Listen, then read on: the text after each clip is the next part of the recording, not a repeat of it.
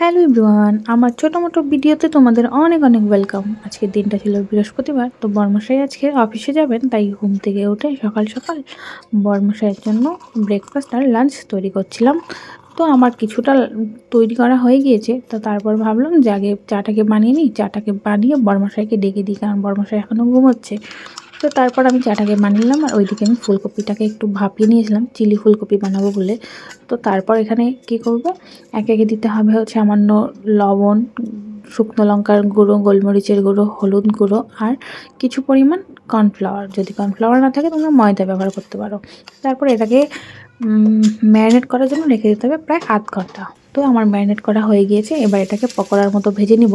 তো আমার দিকে চিলি ফুলকপি রান্না করা শেষ। তো এবার চলো বর্মশাইয়ের ব্রেকফাস্টটা তৈরি করা যাক। তো ব্রেকফাস্টে ছিল আজকে হচ্ছে ফেনা ভাত, ডিম সেদ্ধ, ডিম ভাজি, চিলি ফুলকপি আর বাটার। তো ওইটাও রেডি করা হয়ে গিয়েছে। এবার ভাবছি লাঞ্চটাকে প্যাক করে রেখে দিই। তো লাঞ্চে ছিল আজকে ফ্রাইড রাইস আর চিলি ফুলকপি, যেটা আমি একটু আগে বানালাম। তো আগের ফ্রাইড রাইসের রেসিপিটা আমি দিতে পারিনি। তো যাই হোক, এই হচ্ছে আমার বর্মশাইয়ের লাঞ্চ রেডি। তো এবার এটাকে প্যাক করে দিয়ে দেওয়া যাক। আর ওইদিকে মাসি আমাকে বলছিল যে ভিডিওর জন্য এত কিছু করতে হয়। তাই বললাম আর কি যে হ্যাঁ, ভিডিও করতে গেলে অনেক কিছুই করতে হয়, এক কাজ বারবার করেই করতে হয়। তো ব্যাস লাঞ্চটাকে এখন টেবিলের মধ্যে রেখে দিই।